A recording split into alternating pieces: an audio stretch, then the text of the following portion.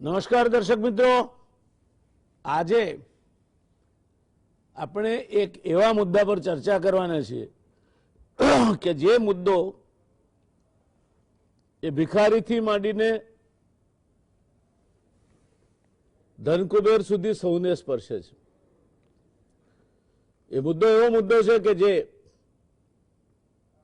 એવા કારણસર ઉપસ્થિત થયો અને લાગુ કરવામાં આવ્યો કે એક દેશ છે, એક ટેક્સ હોવો જોઈએ, જુદી જુદી જાતના બધા ટેક્સના બદલે વેટ હોય કે એક્સાઇઝ હોય કે સેલ્સ ટેક્સ હોય એનું બધાનું એકમાં વિલીનીકરણ કરી અને આપણે ગુડ્સ એન્ડ સર્વિસીસ ટેક્સ તરીકે એને લેવો જોઈએ। કેટલું થયું કેટલું નહીં એની ચર્ચા આજે નથી કરવાના।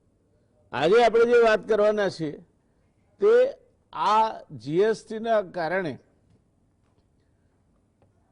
જે વેપારી વર્ગ છે એમને અને ટ્રાન્સપોર્ટર્સને જે પ્રશ્નો ઊભા થયા છે અને જેના કારણે એમણે બાયો ચડાવી અને 26મી તારીખે ભારતવ્યાપી બંધનું એલાન કર્યું છે તેના કારણોની આપણે આજે ચર્ચા કરવાના છે। દર્શક મિત્રો, વન નેશન વન ટેક્સના સિદ્ધાંત અનુસાર કેન્દ્ર સરકારે જીએસટી દાખલ કર્યો।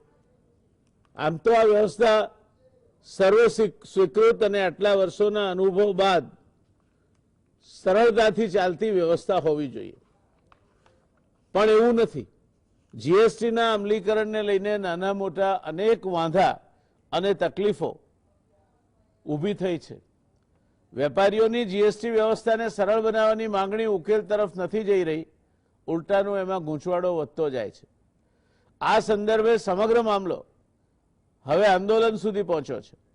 વેપારીઓના ટોચના સંગઠન the confederation of all India traders cat દ્વારા 26 ફેબ્રુઆરીએ ભારત બંધનું એલાન કરવામાં આવ્યું છે। ભારતમાં માલ સામાનની હેરફેર માટે હવે માર્ગ પરિવહન ક્ષેત્ર ખૂબ વિકસ્યું છે। દેશમાં પરિવહન થતા કુલ માલ સામાનના લગભગ 60% માર્ગ પરિવહન દ્વારા ટ્રાન્સપોર્ટ થાય છે અને રેલવે તંત્રની મર્યાદાઓ જોતા આ ટકાવારી હજુ પણ વધે તેવી શક્યતાઓ ઊભી છે। સ્વાભાવિક છે, વેપારીઓ સાથે ટ્રાન્સપોર્ટ ઉદ્યોગ સીધી રીતે જોડાયેલો છે। આ કારણથી all India transport welfare association એટવા દ્વારા પણ કેટના સમર્થનમાં આ દિવસે ચક્કાજામ કરવાની જાહેરાત કરવામાં આવી છે। ટ્રકો અને ટ્રાન્સપોર્ટના વાહનોના પૈડા થંભી જાય એટલે માલ સામાનની હેરફેર અટકી જાય। The confederation of all India traders all India transport welfare association પરસ્પર સહયોગમાં 26મી ફેબ્રુઆરીના રોજ ભારત બંધ રાખશે એટલે તમામ વ્યાવસાયિક બજારો બંધ રહેશે તે પ્રકારની પરિસ્થિતિનું નિર્માણ થશે। કેન્દ્ર સરકાર, રાજ્ય સરકાર અને જીએસટી પરિષદ ગુડ્સ એન્ડ સર્વિસીસ ટેક્સની અવળચંડી અને આકરી જોગવાઈઓ તાત્કાલિક અસરથી હટાવી દે તેવી આ માગણીના સમર્થનમાં દેશના તમામ બજારો બંધ રહેશે। એટલું જ નહીં પણ જીએસટી તંત્રની આડોડાઈના વિરોધમાં 1500 જેટલા સ્થળોએ વિવિધ શહેરોમાં વિરોધના પ્રતીક રૂપે ધરણા યોજવામાં આવશે। મુખ્ય વાંધો ભારત સરકાર દ્વારા રજૂ કરવામાં આવેલ નવા ઈ વે બિલની જોગવાઈઓનો છે। The confederation of all India traders દ્વારા બજારો બંધ રાખીને ચક્કાજામ કરવાના એલાનને તમામ રાજ્ય સ્તરીય પરિવહન સંઘોએ સમર્થન આપ્યું છે। આમ થવાને કારણે ટ્રાન્સપોર્ટના તમામ કાર્યાલયો 26મી ફેબ્રુઆરીએ સંપૂર્ણ બંધ પાડશે। કોઈપણ પ્રકારના માલનું બુકિંગ, ડિલિવરી તેમજ લોડિંગ અનલોડિંગ સંપૂર્ણપણે બંધ રહેશે। તમામ પરિવહન કંપનીઓ વિરોધ પ્રદર્શનમાં જોડાવા માટે સવારના 6 થી સાંજના 8 સુધી પોતાના વાહનો પાર્ક કરી દેશે। સંખ્યાની દ્રષ્ટિએ જોઈએ તો 40,000થી વધારે ટ્રેડર્સ એસોસિએશનના જીએસટી સામેના વિરોધ પ્રદર્શનના ભારત બંધનો એક ભાગ રહેશે। જોકે આ ભારત બંધમાં all India motor transport congress અને ભાઈચારા all India truck operator welfare association ભાગ નહીં લે। The confederation of all India traders સાથે જોડાયેલ 8 કરોડથી વધુ ઉદ્યોગપતિઓ પણ આ બંધને સમર્થન કરશે। જીએસટી કાઉન્સિલ પર એવો આક્ષેપ કરવામાં આવ્યો છે કે તે પોતાના ફાયદા માટે જીએસટીને વધુને વધુ જટિલ બનાવે છે। રાજ્ય સરકારો તેમના હિતો માટે જેટલી ચિંતિત છે તેટલી ટેક્સ પ્રણાલીના સરળીકરણ માટે ચિંતિત નથી એવો આક્ષેપ થયો છે। એક બાજુ ઇઝ ઓફ ડુઈંગ બિઝનેસની વાત થાય છે ત્યારે દેશના વેપારીઓ આખો દિવસ જીએસટી ટેક્સ માટેની વિધિઓ પાછળ વિતાવે છે.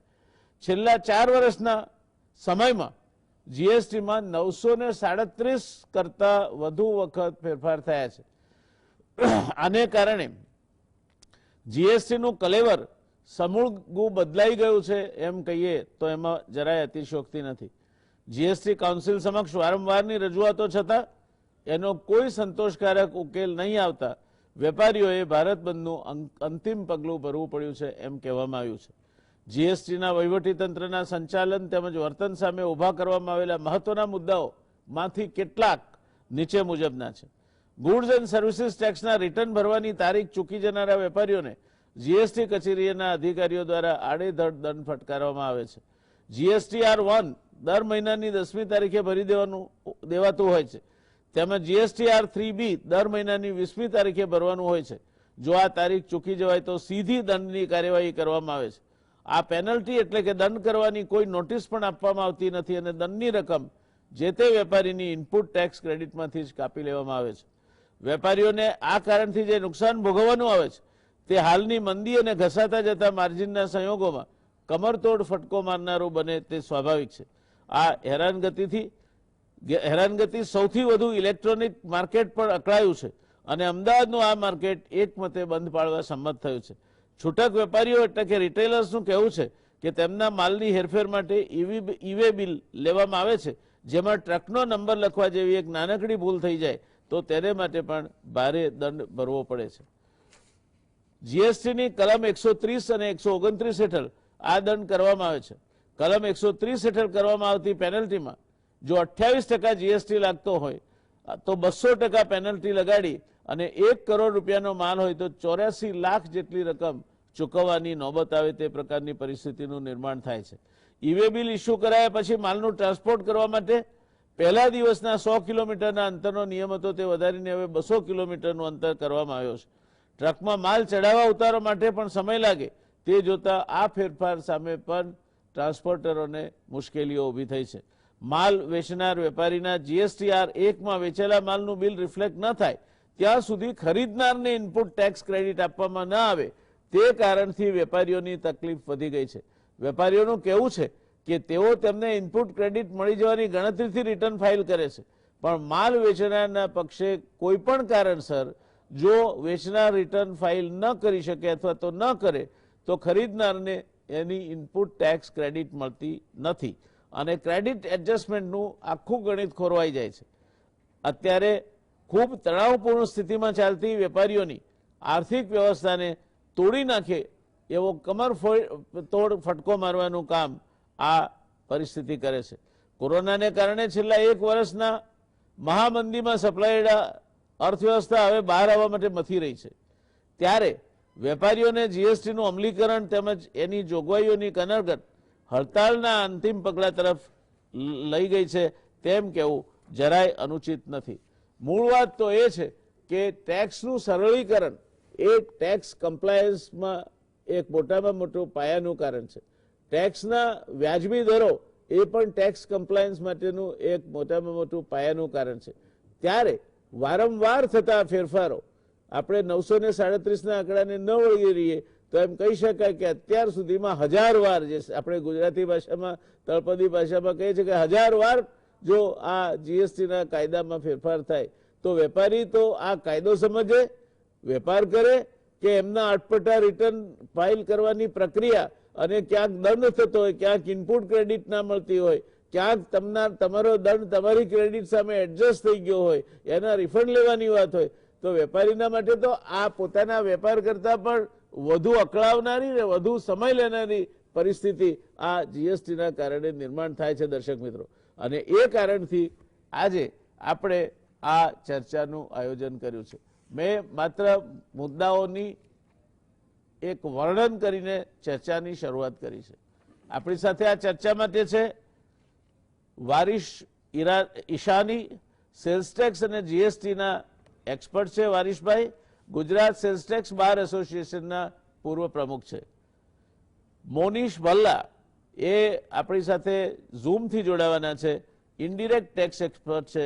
સેન્ટ્રલ એક્સાઇઝ અને કસ્ટમ વિભાગના મોનીષભાઈ પૂર્વ અધિકારી રહી ચૂક્યા છે. હર્ષદભાઈ ગિલીટવાળા અમદાવાદ વેપારી મહાજનના પ્રમુખશ્રી છે અને છેલ્લે જે બેઠા છે મેઘરાજભાઈ ડોડવાણી એ રિલીફ રોડ ઇલેક્ટ્રિક એસોસિએશનના પ્રમુખ છે.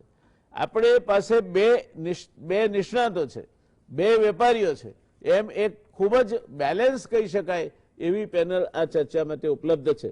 શરૂઆત કરીશું હર્ષદભાઈ આપનાથી, કારણ કે આ પ્રશ્ન આપનો છે.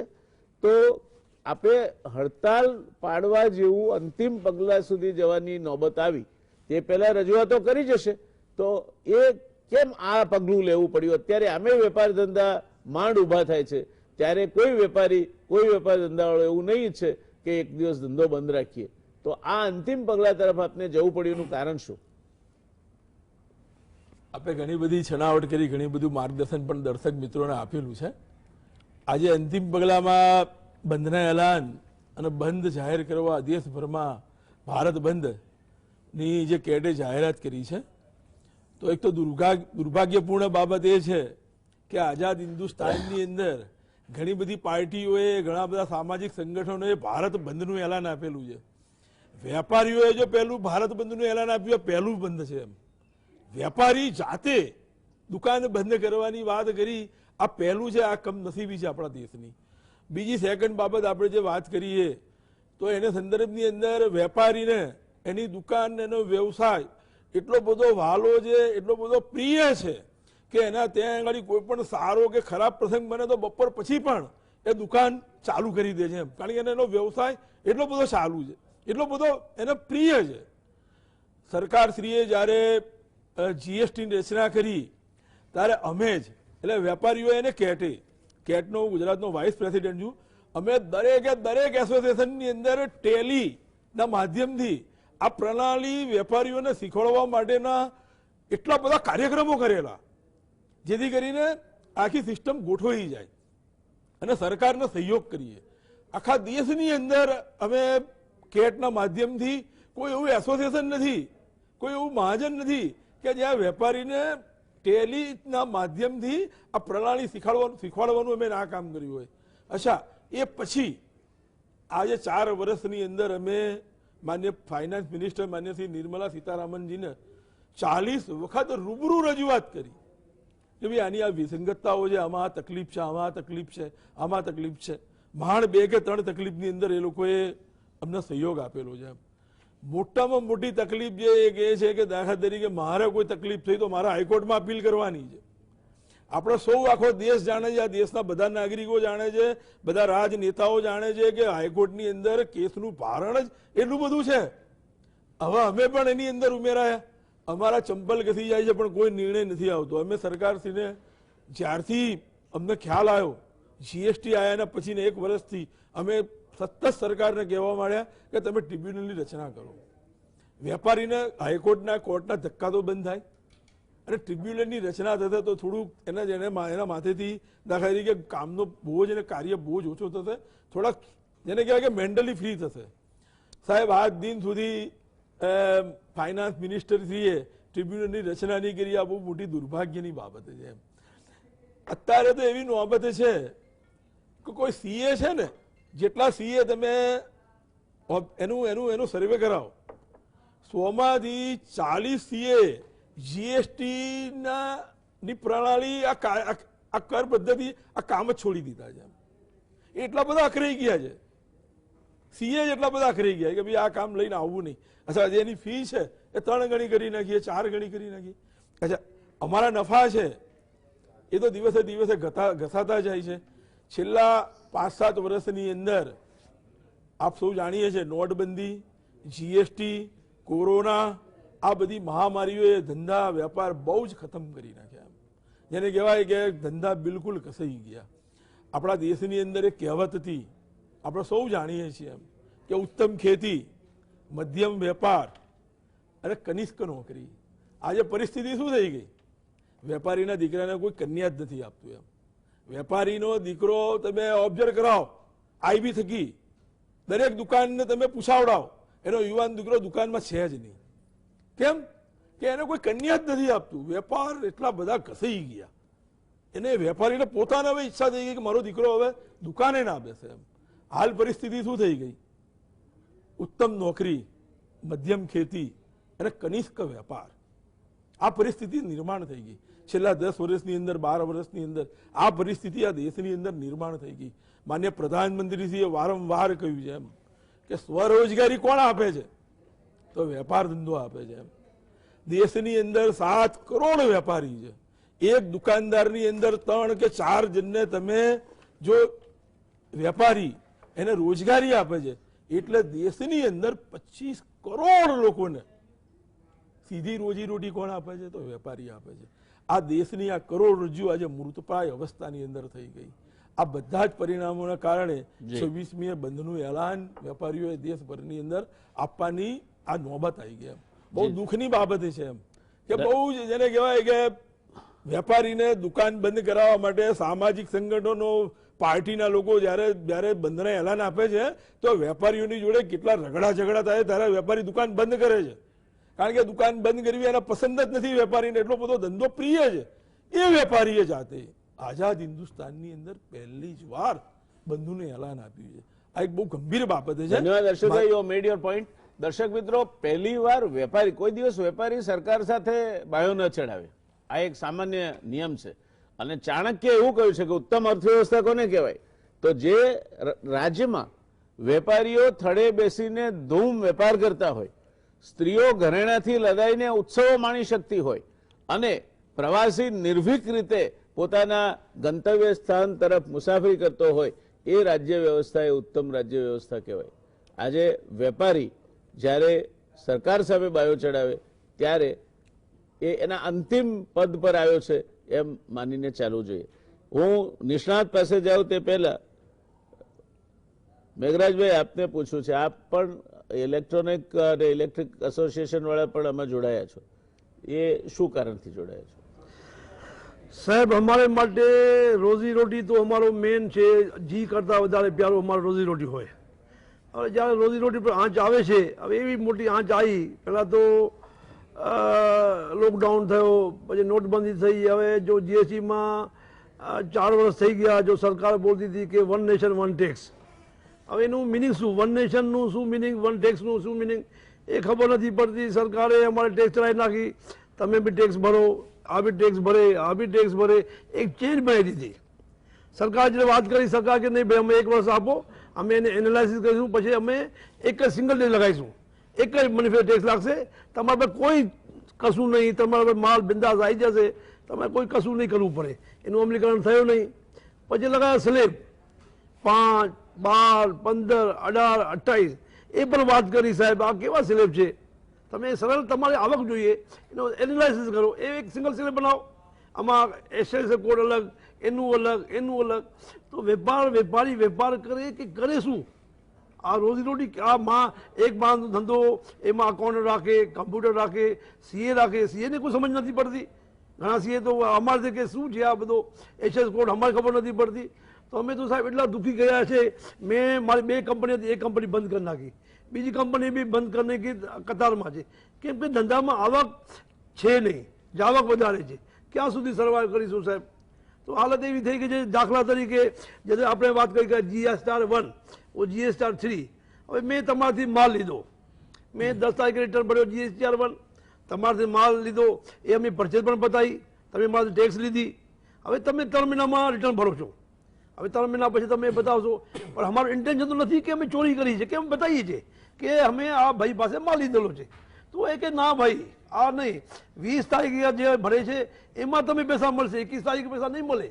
હવે સમજો કે 28% તો અમારે જીએસટી હોય છે. 1 કરોડ પર તમે 28 લાખ કરો તો લોકો આવે ક્યાંથી? અમે બેંકથી પૈસા લેતા હોય, અમારા ઘર બેંકમાંથી હોય, અમારા હપ્તા લીધેલા હોય, ગાય ના હોય, તો ના છૂટકે શું કરીએ? પછી નહીં તો પેનલ્ટી લાગશે. હવે એનો એક રસ્તો, યા તો ધંધો બંધ કરો. કેમ સરકારનું ઇન્ટેન્શન શું છે? મોટા પૂંજીવાળાને દેશ આપવાનો છે. આ કરવાનું શું છે એ કોઈ સમજણ નથી પડતી. નરેન્દ્ર મોદી સાહેબ અમારા દેશના છે, એ જમીનથી ઉપર આવ્યા છે, એની બધી ખબર છે. નાના વેપારી શું છે એને બધી જાણે છે. તો આ ખબર નથી, ત્યાં સુધી મેસેજ પહોંચતો નથી, અથવા આ લોકોની શું માનસિકતા છે એ આપણને ખ્યાલ નથી આવતો સાહેબ. અમે ઘણા દુઃખી છે. અમે સરકારને આ હાથ જોડી અપીલ કરીએ છીએ કે અમે એવો રસ્તો કાઢી આવો કે અમે પ્રેમથી ધંધો કરીએ, અમારે રોજીરોટી ચાલે. મારી ઉંમર 65 વર્ષ થઈ છે.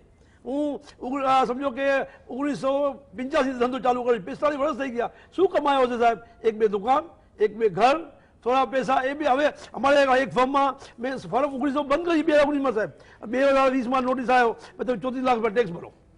અમારો ઇન્ટેન્શન શું હોય? અગર અમે રિટર્ન તમારે બતાવીએ છીએ, આ ભાઈ પાસે માલ લીધો, અમારા મનમાં ખોટ હોય તો કેમ બતાવીએ? હવે કોઈ ચોરી કરે છે તો પોલીસ પકડે છે, કોઈ વેપારી નથી પકડતો ને સાહેબ. સરકારને કહી કે ના ભાઈ અમારું કામ નથી, એને રિટર્ન ભર્યો, એ રિટર્ન ભરાયો, રિટર્ન ભર્યો છે કે એને ટેક્સ નથી ભરી, એ અમારું કામ છે, એ તમારું કામ છે. પણ સરકારને શી ખબર? અમે તો સમજી નથી શકતા. આ સરકાર અને તો હવે અમે તો ભગવાન ઈચ્છા કરીએ છીએ કે એવું એક કૃષ્ણ ભગવાન 2022 પહેલા આવી જાય કે અમારો કોઈ કલ્યાણ થાય, એ અમે ભગવાનને પ્રાર્થના કરીએ છીએ. આવશે ધન્યવાદ. લાગે છે આપની વેદના મેઘરાજભાઈ સમજી શકાય એવી છે. મૂળ વાત દર્શક મિત્રો એ છે, 3 મુદ્દા છે આમાં. એક તો જે જાહેરાત કરવામાં આવી one nation one tax one rate, એમાં હજુ કંઈ થાળે નથી પડતું. કેટલાક રાજ્યોએ અમુક સ્વીકાર્યું છે, કેટલાએ નથી સ્વીકાર્યું. આ એક વાત છે. બીજી વાત છે એ જે એનું અમલીકરણ છે ને, એના અમલીકરણમાં વેટનું જે આ જીએસટીનું જે અમલીકરણ છે એના તંત્રને એટલી સત્તાઓ આપવામાં આવી છે કે નાની અમથી ભૂલ માટે પણ એ દંડ કરી શકે. અને દંડ કરે ત્યાં કેટલો દંડ કરે? તો 28% જીએસટી લાગતો હોય અને એમાં ક્યાંક ચૂક રહી ગઈ તો 200% દંડ થાય. એટલે 28% જીએસટી અને 56 બીજા, એમ કરીને 100 રૂપિયા 84 રૂપિયા દંડ થાય. આ વેપારી ક્યાંથી ભરવાનો હતો? એટલે તમે જે કંઈ કરો છો એવું અવાસ્તવિક છે કે એ વાસ્તવિકતાના સ્તર પર લાવવું જોઈએ, એ એમની માગણી છે. અને હું માનું છું ત્યાં સુધી સરકારને પણ આજે ઇઝ ઓફ ડુઈંગ બિઝનેસની વાત સરકાર કરે છે ત્યારે આ વાત સાથે કોઈ તાર્કિક રીતે અથવા તો સૈદ્ધાંતિક રીતે સરકાર અસંમત હોઈ શકે જ નહીં. પ્રશ્ન એ છે તો પછી આ અટક્યું છે ક્યાં? આ જ્યાં અટક્યું હોય ત્યાંથી એને એ ગૂંચ કાઢી અને વેપારી એ છે તો ગ્રાહક સુધી માલ પહોંચે છે. જો વેપારી નહીં હોય તો ઉત્પાદક હશે, પછી હોલસેલર સેમી હોલસેલર હશે, પણ ગ્રાહકને માલ કઈ જોઈતો હશે તો એ વેપારીની દુકાને જવાનો છે. અને ગ્રાહકને માલ સરળતાથી નહીં મળે તો સરવાળે રાજ્યને પણ નુકસાન છે, કારણ કે એટલા કરવેરા નહીં મળે. એટલે આ બધી પરિસ્થિતિ ઊભી થઈ છે. 26મી ફેબ્રુઆરીએ દેશવ્યાપી હડતાલનું એલાન કર્યું છે આ બંને સંસ્થાઓએ. ત્યારે કેમ આ પરિસ્થિતિ ઊભી થઈ અને શું કરવું જોઈએ આ પરિસ્થિતિને ખાળવા માટે, એની ચર્ચા આપણી પાસે 2 નિષ્ણાતો છે, મોનીષભાઈ છે અને વારીસભાઈ છે, એમની સાથે કરીશું. પણ એ પહેલા રોકાઈશું એક નાનકડા કમર્શિયલ બ્રેક માટે. નમસ્કાર દર્શક મિત્રો, આપણે વેપાર ઉદ્યોગના બંને પ્રતિનિધિશ્રીઓને સાંભળ્યા. આપણે મેઘરાજભાઈને સાંભળ્યા અને એમની સાથે હર્ષદભાઈને પણ સાંભળ્યા. હવે આપણી પાસે 2 નિષ્ણાતો છે. પહેલા વારીસભાઈ, આપ સ્ટુડિયોમાં છો એટલે આપનાથી શરૂઆત કરીએ. આ બંને પ્રતિનિધિઓને આપે સાંભળ્યા, જવાબદાર આગેવાનો છે અને એમણે એમની વ્યથા વ્યક્ત કરી છે. આપને શું લાગે છે રોગનું મૂળ ક્યાં છે? એક નિષ્ણાત તરીકે આનું ડાયગ્નોસિસ કરવાનું હોય તો શું થઈ શકે અને કઈ રીતે આ આખા પ્રશ્નનો ઉકેલ આવી શકે? જયનારાયણભાઈ, આપે જે શરૂઆતથી વાત કરી જીએસટીની, જીએસટીનો જે અમલીકરણ થયો એ કંઈક અંશે થોડોક ઉતાવળમાં થયો એવું લાગે છે. જે 4 વર્ષમાં 1000 કરતાં વધારે સુધારા આવ્યા by way of notifications, amendments, orders, rules, circulars, તે જ દર્શાવે છે. પણ સાથે સાથે એ વાત પણ ખૂબ જ જરૂરી છે કે સરકાર જે કંઈ પણ મુશ્કેલીઓ પડી રહી છે એને સુધારવાનો પ્રયત્ન પણ કરી રહી છે. હું 4 બાબતો પર થોડુંક ફોકસ કરીશ: રજિસ્ટ્રેશન, રિટર્ન, રિફંડ અને રિકવરી. આ 4 આર જે છે. શરૂઆતમાં જે વાત થઈ કે રજિસ્ટ્રેશન, ઓનલાઈન રજિસ્ટ્રેશન સરકારે કરી દીધું. જીએસટીમાં જે સૌથી મોટી તકલીફ થઈ એ બોગસ બિલિંગ ને ફેક ઇનવોઇસની થઈ. This all leads two gate the simple procedure of registration, online registration. તમે 3 દિવસમાં રજિસ્ટ્રેશન મળી જાય.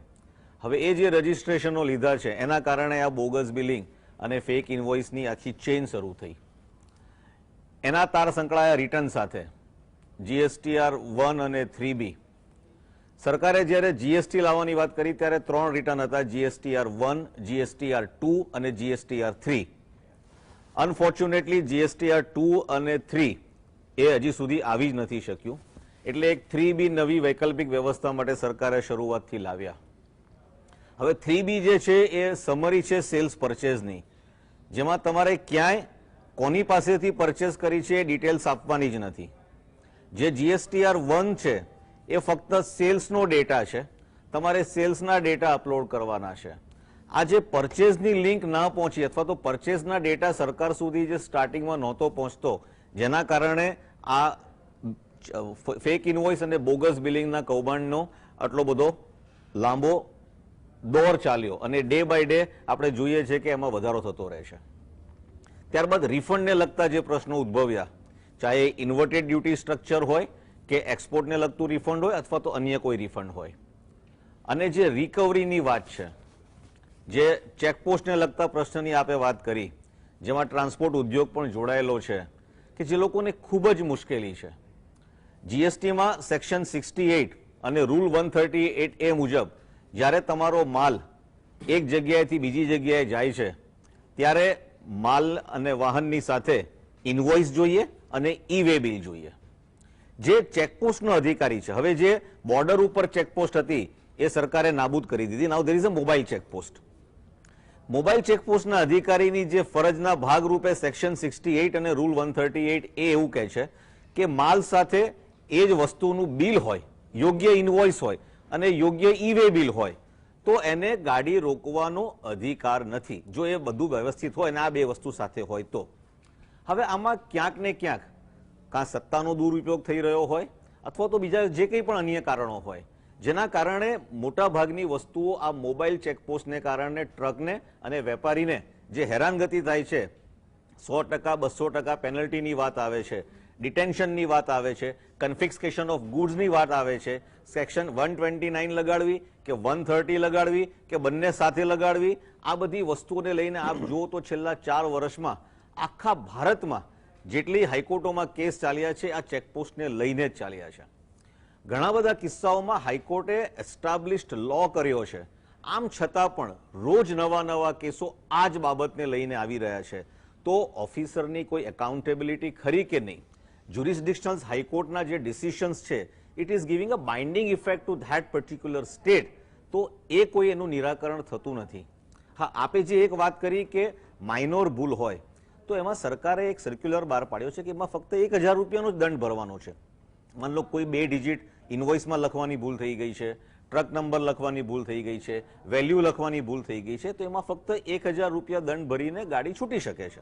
આ સરકારે નોટિફિકેશન જાહેર કરેલું છે, પરંતુ જે ફિલ્ડમાં એની ઇફેક્ટ થવી જોઈએ અથવા તેનો અમલ થવો જોઈએ એ ઘણીવાર થતો નથી. હમણાં જે બજેટ પ્રેઝન્ટ થયું એમાં જે 129ની જોગવાઈમાં ફેરફાર કર્યો કે જે ટેક્સની રકમ ભરવાની હતી હવે એ ટેક્સની રકમ નથી ભરવાની, એના બદલે દંડ 200% કરી દીધો. જ્યાં માલનો જે વેપારી અથવા તો માલિક છે એ આગળ નથી આવતો, ત્યાં ટ્રાન્સપોર્ટર ઉપર જવાબદારી છે, તો એમાં 200% દંડ અને સાથે સાથે વેલ્યુ ઓફ ગુડ્સના 50%, એટલે માલની કિંમતના 50%, એ બેમાંથી જે વધારે હોય તે. એનાથી વધીને જે તમે 129 કે 130માં પેમેન્ટ કરો છો એ તમને ક્યાંય કોઈ જગ્યાએ ક્રેડિટ નથી મળતી. So this all leads two this type of agitation કે જેના કારણે વેપારી એટલો બધો પરેશાન થઈ જાય છે, દુઃખી થઈ જાય છે કે ક્યાં જવું અને ક્યાં ન જવું. જીએસટીઆર 1 જો સપ્લાયર એની નિયત 11 તારીખ સુધીમાં નથી ભરતો તો ખરીદનારને એ મહિનામાં એની ક્રેડિટ નહીં મળે, એને 1 મહિના પછી મળશે. એટલે તમારે you will have to check every time કે તમારો સપ્લાયર 11 તારીખ સુધીમાં ટાઈમસર રિટર્ન ભરે છે કે નથી ભરતો. કોમ્પ્લાયન્સ હોવું જોઈએ. We have to be self compliant, એની સામે ના જ નથી. પરંતુ કોઈક અન્ય કે જેની જવાબદારી અથવા તો એની ભૂલ હું શું કરવા ભોગવું. સરકારે આ વખતે બજેટમાં એક નવું પ્રોવિઝન પણ લાવી દીધું સેક્શન 16(2) માં કે જો સપ્લાયરે એનું રિટર્ન ભરેલું હશે અને એમાં એ ડિટેલ્સ અપલોડ કરી હશે અને તમારા 2B માં દેખાતું હશે, than only you are entitle two get the input tax credit. જે 4 જોગવાઈઓ હતી એમાં એક એડિશનલ જોગવાઈ પણ એડ કરી. હવે આપણને એવું થાય કે જ્યારે મેં જેન્યુઅનલી માલ પરચેસ કર્યો છે, there is a movement of the goods, મેં રિટર્ન ભરેલું છે, વેપનાર વેપારીએ એમાં ટેક્સ કલેક્ટ કરેલો છે, મેં એને ટેક્સ રૂપે પૈસા આપેલા છે, પરંતુ એની કોઈક ભૂલના કારણે મને ક્રેડિટ ના મળે, તો આ બધામાં વેપારી અત્યારની પરિસ્થિતિમાં એટલો બધો મૂંઝાયેલો છે અથવા તો એટલો બધો આ બાબતને લઈને પરેશાન છે, જેના કારણે કદાચ આ પગલું એમને લેવાનું થયું હશે. સરકાર ચોક્કસ ચિંતિત છે આ બાબતમાં, ખૂબ જ એ પગલાં પણ લઈ રહી છે, પરંતુ ક્યાંક એવું લાગી રહ્યું છે કે હજી પણ જેટલા તાત્કાલિક પગલાં લેવાની જરૂર છે એમાં ક્યાંક કચાશ થઈ હોય એવું લાગે છે. ધન્યવાદ વાયસભાઈ, આપે બહુ જ બેલેન્સ વ્યૂ રજૂ કર્યો.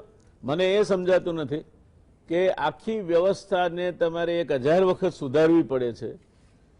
એ વ્યવસ્થાને સ્ટ્રીમલાઇન કરવા 4 વર્ષના સમયમાં જે કોઈ અધિકારી છે તે અધિકારીને પૂરતો સમય મળે છે, તો એ જે કંઈ વેપારીને પડતી તકલીફ છે, after all he is tax payer.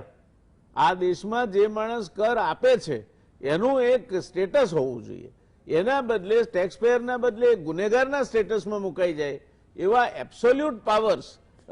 Monish भाई, मैं आपको पूछना चाहूंगा, आपने भी सुना ये सब चर्चा, क्या मानते हैं आप इसकी जड़ क्या है और कैसे इसको सुलझाया जा सकता है? अगर आप गुजराती में बात कर सकते हैं तो वेल एंड गुड, नहीं तो आप हिंदी में भी बोल सकते हैं. हिंदी इंग्लिश બધે વાત કરીશ. કદાચ વિડીયોમાં કોઈ ઇશ્યુ છે, but audio will be clear. Yeah, audio is clear. Great. First of all, I will thank you, Harshad bhai, Meghraj ji and Waris ji to start this very excellent debate.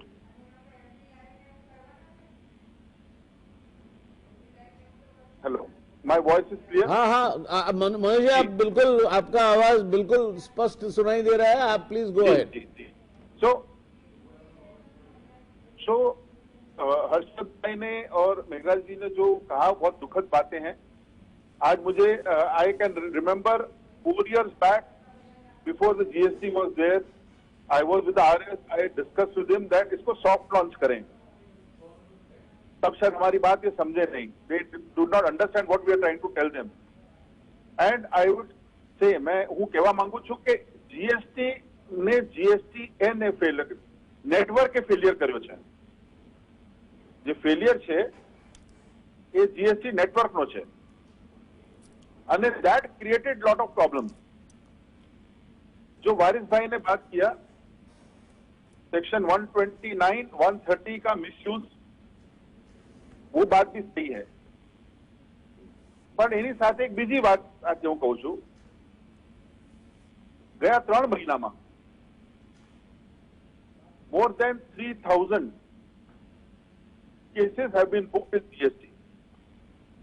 More than 9,500 bogus GST numbers have been found.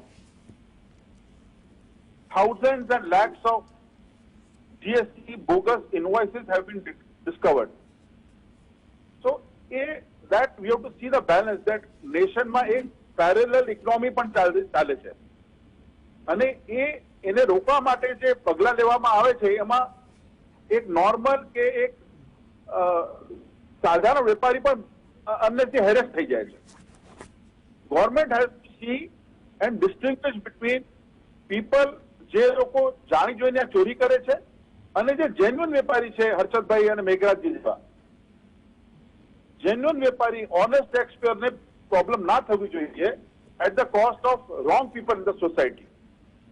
એટલે જ્યારે આપણે એને mix કરીએ અને વારિસભાઈ કીધું કદાચ at the ground level એ 129 અને 30 માં ઈ-વે બિલમાં જે અત્યારે કેસીસ થયા ઓલ ઇન્ડિયામાં એ ઓફિસર જે ગ્રાઉન્ડ લેવલ પર છે કદાચ ત્યાં પણ પ્રોબ્લેમ છે. એની ટ્રાન્સપેરન્સી, એકાઉન્ટેબિલિટીની પણ પ્રોબ્લેમ છે. કદાચ ટ્રકનો નંબર ખોટો લખાઈ ગયો અને એની અંદર તમે એને રિટર્ન કરો અને પેનલ્ટી લગાવો. Board has very clearly state it is 1000 rupees penalty, but એને ઇમ્પ્લિમેન્ટ કોણ કરે? તો accountability is very important. Accountability માટે ગવર્મેન્ટ શું કરી શકે છે, that is very important. We are not in favour. કોઈ પણ ખોટો કામ કરતો હોય, ફ્રોડ કરતો હોય, ફેક બિલિંગ કરતો હોય, એના કોઈ પણ ફેવરમાં નથી. But at the same time honest ટેક્સપેયરને પ્રોબ્લેમ ના થવી જોઈએ. Out of 1.5 crore GST registration in the country, there might be few lakh, 1-8% કેવા લોકો હશે જે ખોટું કામ કરતા હશે. બટ 99% લોકો ખોટું કામ નથી કરતા. એ 1% ના લીધે 99 ને પ્રોબ્લેમ થાય છે અત્યારે. કદાચ આ બધા મારી વાતથી સહેમત થશે, મેઘરાજજી, હર્ષદભાઈ મારી વાતથી સહેમત હશે. કદાચ 1% ખોટા લોકો છે, પણ એના લીધે આમ વેપારીને કેમ પ્રોબ્લેમ થાય? Suppose somebody has not filed their GSTR 1 or 3B and they have not paid the return. એને ત્યાં પૈસા નથી ભર્યા, પણ વેપારીએ તો એને પૈસા ચૂકી દીધા છે જીએસટી સાથે. તો એના પાસે જયારે એનો ક્રેડિટ નથી મળતો, એને આઈટીસી નથી મળતો અને નયા પ્રોવિઝનમાં તો એને મળશે, દેખાડશે પણ નહીં, એના રિટર્નમાં પણ નહીં આવે, ત્યારે એને તકલીફ થાય કે મારાથી તો પૈસા લઈ લીધા, એને નથી ભર્યા, તો એમાં તકલીફ. Why should I face the problem? ગવર્મેન્ટને એને બેલેન્સિંગ એક્ટ જે છે that is very important. I feel that somewhere a tilt જો છે ને એ that is more towards against the trader. એને ટ્રેડરના ફેવરમાં ટિલ્ટ કરવાની જરૂર છે. જી, The act has to be balanced. We have to distinguish between culprits who are generating fake invoice, ખોટા invoice, fake invoice અને bogus કામ, bogus billing નું કામ કરે છે, અને જે genuine mistake થાય છે. ઠીક છે, મેન્સેરિયા સર, તમે મેન્સેરિયા has to be proved. મારી ઇન્ટેન્શન ખોટી છે.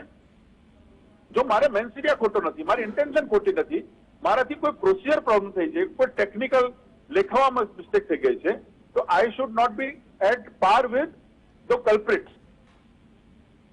તો આ મને લાગે છે કે the difference is the balancing, અને balancing has to be done at the ground level and at the top level both. જી, government should come out with instruction, clear cut instruction कि भाई कोई ऑनेस्ट टैक्स पेयर ने problem ना होवी જોઈએ. मोनिश जी, मैं आपको एक छोटा सा प्रश्न बीच में करना चाह रहा हूं. सॉरी, मैं आपको इंटरप्ट कर रहा हूं. जरूर जरूर. आप तो अफसर रह चुके हैं जी. और जो ये एक अफसराना मेंटालिटी होती है जी और वो उनके हाथ में अब आप आईपीसी के पावर्स दे दो जी कि they have a great capability to create a problem for you if you don't comply with their desires or their wishes. Yes. ये परिस्थिति में ये आपकी बात सही है कि 1% ही लोग खराब है, 1% लोग ही गलत करते हैं, मगर वो 1% को जो गलत करते हैं उसमें से 99% लोगों को कुछ नहीं होता है. जो नहीं करते हैं वही बेचारे फंसते हैं इसमें जाके. तो ये कैसे रोका जाए?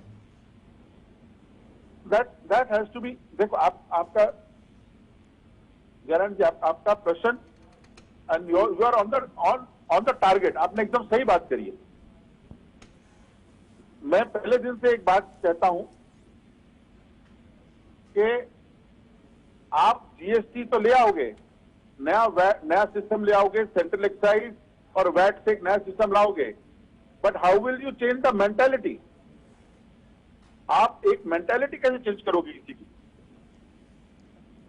सो it is a mindset problem and the officer mindset has to be change and that has to be done from the top. It has to be done from the top. ऊपर से अभी मैं आपसे recently the top executive of the country, उन्होंने एक letter congratulation का पूरे country में भेजा. उसमें उससे ये लगता है कि भाई आपने बहुत लोगों को पकड़ लिया और आप आने वाले कल में और पकड़ोगे. अच्छी बात है, पर कितने लोगों को हैरान किया उसके बारे में नहीं लिखा. वारिस साहब ने बताया कि देश भर के हाईकोर्ट्स ने जो लॉ पास किया उसको आप इंप्लीमेंट ही नहीं कर रहे. अभी रिसेंटली गुजरात हाईकोर्ट ने एक केस के अंदर बहुत स्ट्रॉन्ग व्यूज लिए. रिसेंटली गुजरात हाईकोर्ट में, पार्टी का नाम नहीं लूंगा, बट बहुत स्ट्रॉन्ग व्यूज दिए कि आप ऐसी इस तरह की हेरेसमेंट कि कोई सुसाइड करने चला जाए, ऐसा नहीं होना चाहिए. तो वो आपकी बात सही है, ऑफिसर को बैलेंस करना टॉप से ऊपर से ही होगा, नीचे से नहीं होगा। जी secondly I would also add one more thing, एक मैं दूसरी बात बताता हूं। जितना भी ई-वे बिल से रिलेटेड इश्यूज हैं पूरे कंट्री में जो चेकिंग होती है, वो ज्यादातर स्टेट के ऑफिसर्स करते हैं, अलग अलग स्टेट्स में। सेंटर के ऑफिसर्स कम है वहां पर। जितने बोगस बिलिंग वाले केस हो रहे हैं वो सेंटर के ऑफिसर्स कर रहे हैं। The data mining is done at the top. 80,000 plus risky suppliers, risky exporters, risky businessman का एक डेटा निकाला गया। कोई छोटा नंबर नहीं है 80,000, ठीक है, and that is only after 1 month exercise. So there is, we have to balance. गलत लोगों को डिस्टिंग्विश करना है और अच्छे लोगों को प्रॉब्लम नहीं होनी चाहिए। It has to come from the top, instructions have to come from top and the law has to be pass, so that if the mens area is not there, intention to evade is not there, ठीक है, honest taxpayer should not be harassed for only technical problem. That's all. Thank you. દર્શક મિત્રો, મૂળ વાત જે હું સમજુ છું એક સામાન્ય માણસ તરીકે એ છે કે વ્યાપારી છે એ દરેક રાજ્યમાં એક સન્માનપાત્ર વ્યક્તિત્વ હોવું જોઈએ. જે ખોટું કરે છે એને ચોક્કસ સજા થવી જોઈએ. પણ વેટના અધિકારીઓ પોલીસિંગ મેન્ટાલિટીથી કામ કરે. અમે તમને આમ કરી દઈશું, તેમ કરી દઈશું, તમે આ ડિક્લેરેશન કરો, 5 કરોડ ઉપર હશે તો પછી તમારા સામે આ પગલાં લઈશું. આ જે વેપારીને સન્માન આપવું જોઈએ. મહાજન છે, મહાજન કહેવાય છે એટલા માટે કે એ સમાજનો એક એવો વર્ગ છે કે જે ક્રય વિક્રય થકી સમાજમાં રોજગારીથી માંડીને સરકાર માટે કરવેરા ભરવાનું એક માધ્યમ છે, એ ઊભું કરે છે. એ વર્ગને જ્યારે માત્ર ને માત્ર કાયદો બતાવીને, માત્ર ને માત્ર પોતાને મળેલા અધિકારો બતાવીને, માત્ર ને માત્ર એક અધિકારી તરીકેના રૂઆબથી તમે એના સામે, ઠીક છે, પોલીસના કેસમાં બરાબર છે કે દરેકને ગુનેગાર ગણે જ્યાં સુધી પેલો માણસ નિર્દોષ છે તેવું પુરવાર ન કરે ત્યાં સુધી. પણ વેપારીને ગુનેગાર ગણીને વેપારી નિર્દોષ પુરવાર ના કરે ત્યાં સુધી આ જીએસટીના અધિકારીઓ એ જ વર્તન પોલીસના જેવું જ અપનાવે, મને લાગે છે કે યોગ્ય નથી કોઈ પણ રાજ્યના વેપાર ધંધાના વિકાસ માટે. અને ખાસ કરીને જ્યારે માનનીય પ્રધાનમંત્રી શ્રી વારંવાર ઇઝ ઓફ ડુઈંગ બિઝનેસની વાત કરે છે, વારંવાર સરળીકરણની વાત કરે છે, વારંવાર બિઝનેસ ફ્રેન્ડલી એક્ટ અને લોઝની વાત કરે છે, ત્યારે when this is said loud and clear from the top, શું તકલીફ છે રાજ્યના જીએસટી તંત્રને કે એને આ એટીટ્યુડ અપનાવી પડે કે જેના કારણે વેપારીઓ જે ભાગ્યે જ કોઈ દિવસ હડતાલની વાત કરી, સાચી વાત કહી મેઘરાજજીએ કે એમની તો દુકાન બંધ કરાવવા જાઓ હર્ષદભાઈના ત્યાં તો બંધ રાખેલું હોય તો પહેલા તો અડધો દિવસ ખુલ્લી રાખે, અડધું બારણું ખુલ્લું રાખે, એમ કરતા કરતા 4 વગાડી દે, પછી પાછા 5 વાગ્યાથી આખી દુકાન ખોલી નાખે. વેપારીને ધંધો નથી થતો તો એને મજા જ નથી આવતી, એનું ટર્નઓવર નથી થતું તો કમાશે ક્યાંથી? અને કમાશે નહીં. અને જો વેપાર ધંધા પડી ભાગશે તો રાજ્યનું અર્થતંત્ર કઈ રીતે ચાલશે? આ વાત સાથે જોડીને આખા પ્રશ્નને અને એની સંવેદનશીલતાને સમજવા જેવી છે. ક્યાંક કમનસીબે પેલો અધિકારી તરીકેનો ભાવ, અને એ સમજવા માટે માર્કતલીની એક પુસ્તક છે નેતા બાબુ રાજ, એનું એક ચેપ્ટર છે ફ્રોમ રાજ ટુ રાજીવ કરીને એક પુસ્તક છે માર્કતલીની. એમાં એક પ્રકરણ છે નેતા બાબુ રાજ. નેતાઓ અને બાબુઓ ભેગા થઈ અને જ્યારે સત્તાનાશીની દાસ્તાન લખે છે ત્યારે શું થાય છે એનું માર્કતલીએ બહુ રસપ્રદ વર્ણન આ પ્રકરણમાં કરેલું છે, વાંચવા જેવું છે. રાજ્યના અધિકારીઓ એ મેં અગાઉ પણ એક કિસ્સામાં કહેલું કે ભિખારી બિસ્કિટનું એક પેકેટ ખરીદે છે 5 રૂપિયાનું, તો એના ઉપર 1 રૂપિયો ટેક્સ ભરે છે અને એ ટેક્સની આવકમાંથી રાજ્યનો વહીવટ ચાલે છે. ત્યારે જે ટેક્સ ભરનાર છે, જે ટેક્સ જનરેટ કરનાર છે, વેપારી ટેક્સ જનરેટ કરે છે, રોજગારી જનરેટ કરે છે, ઉદ્યોગ સાહસિક ટેક્સ જનરેટ કરે છે, રોજગારી જનરેટ કરે છે, કિસાન તમારા માટે ખાદ્યાન્ન પેદા કરીને ફૂડ સિક્યોરિટી આપે છે, ગ્રામ્ય બજારને ધબકતું રાખે છે, 50% કરતા દેશની વધારે રોજગારી કૃષિ ક્ષેત્રે ઉભી કરે છે. ત્યારે આના કરતા અધિકારીઓ ઉપર આપણે આઝાદ ભારતને આના માટે લાવ્યા છે. અંગ્રેજોના સમયમાં એવું કહેવાતું કે ઝેર વધ્યા, ઝેર ગયા એ ગયા અંગ્રેજો પછી, ઝેર ગયા ને વેર ગયા, વળી ગયા કાળા કેર તણા કરનાર, દેખ બિચારી બકરીનો પણ કોઈ ન જાતા પકડે કાન, એ ઉપકાર ગણી ઈશ્વરનો હરખ હવે તું હિન્દુસ્તાન.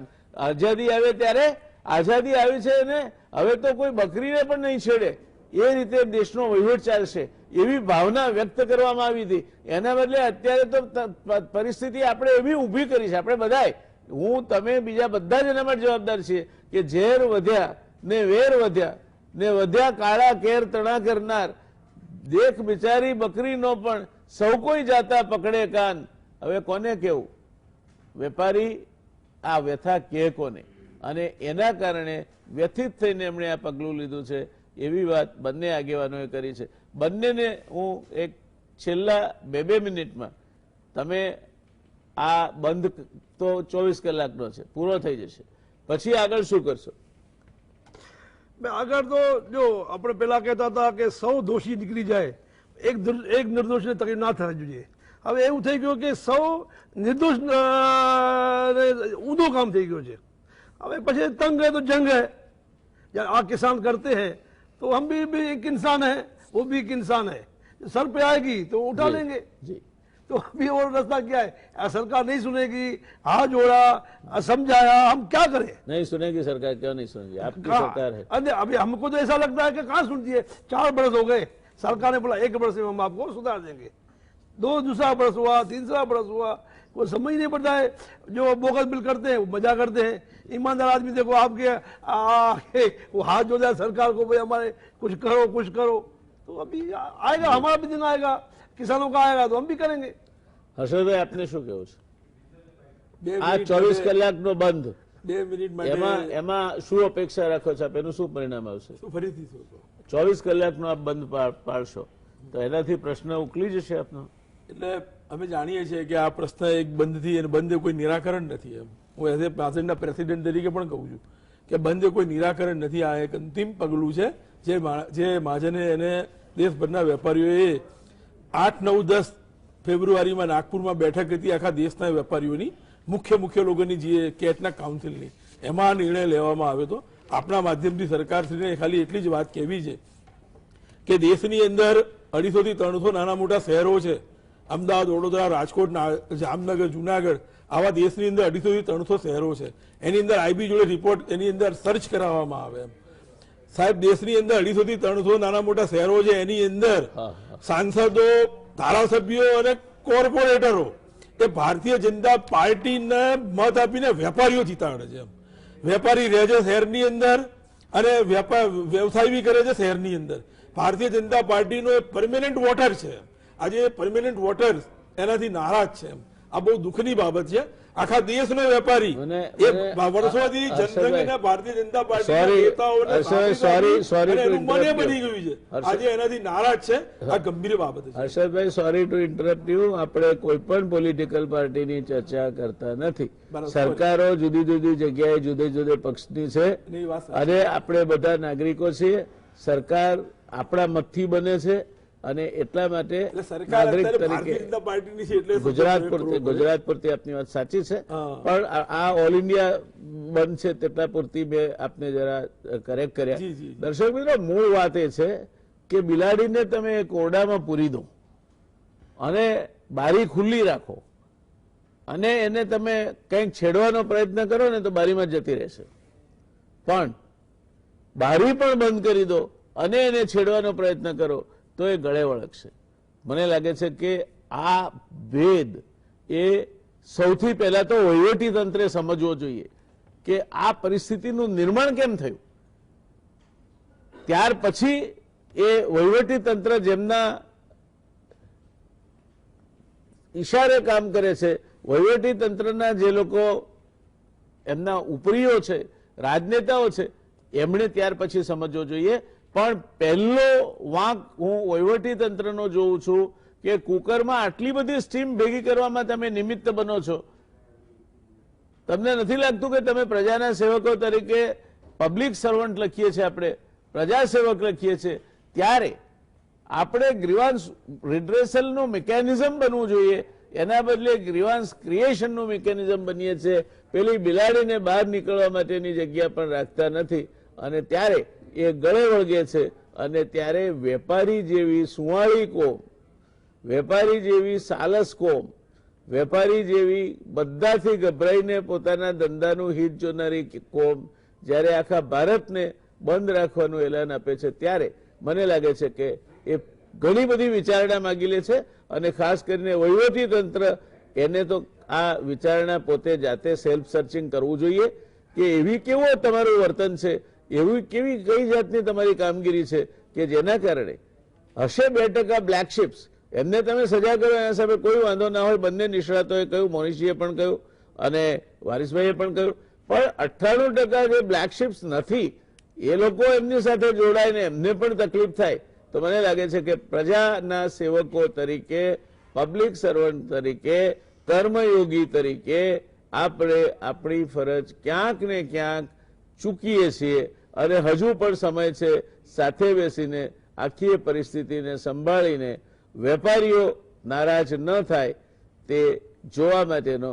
કારણ કે એમના થકી જ રાજ્યની ક્રય વિક્રય, એમના થકી જ રાજ્યની વાણિજ્યિક પ્રવૃત્તિ ચાલે છે. રાજ્યની વાણિજ્યિક પ્રવૃત્તિની એ દોરીનસ છે. એમની સાથે બેસી સંવાદ કરી અને આ પ્રશ્ન ઉકેલાવો જોઈએ. મને લાગે છે કે સંવાદ હોય તો મહાત્માજીએ જે મજૂર મહાજનની સ્થાપના વખતે કહ્યું હતું કે સંવાદ ના સફળ થાય તો પછી લવાદ, પણ પ્રશ્નનું નિરાકરણ એ હડતાલ નથી ને નથી જ. એ બાબત આપણને સમજાવવી જોઈએ. દર્શક મિત્રો, આજે આ સંવેદનશીલ પ્રશ્ન હતો. ઘણી સારી ચર્ચા થઈ છે. બંને નિષ્ણાતો મોનીશજી અને વારિસભાઈ, આપનો ખૂબ ખૂબ આભાર. આપે આપના જ્ઞાનનો લાભ આપ્યો અને જેમને આ તકલીફ પડી છે એવા બંને આગેવાનો હર્ષદભાઈ ગિલીટવાળા અને મેઘરાજજી, બંને ચર્ચામાં ભાગ લઈને પોતાની વ્યથા રજૂ કરી, આક્રોશ રજૂ કર્યો, કારણો બતાવ્યા, પ્રશ્ન શું છે તે સમજવા માટેની તક આપી. એ માટે આપ બંનેનો પણ આભાર. દર્શક મિત્રો, મળીશું આવતીકાલે એક નવા વિષય સાથે જે સ્પર્શે છે ચીન સાથે ભારતના વધતા જતા વ્યાપારને. ભારતનો ચીન સાથેનો વેપાર વધતો જાય છે. આવનાર સમયમાં પણ ચીની કંપનીઓ ભારતમાં વધારે રોકાણ કરે તે પ્રકારના સમાચાર મળતા જાય છે. ત્યારે એક બાજુ આપણે ચીન માલના બહિષ્કારની સોશિયલ મીડિયામાં આલેખ જગાવીએ છીએ, પણ વાસ્તવિકતા શું છે એની વાત કરીશું આપણે આવતીકાલે. શુભરાત્રી, શબ્બા ખેર. મળીશું આવતીકાલે એક નવી પેનલ સાથે. ધન્યવાદ.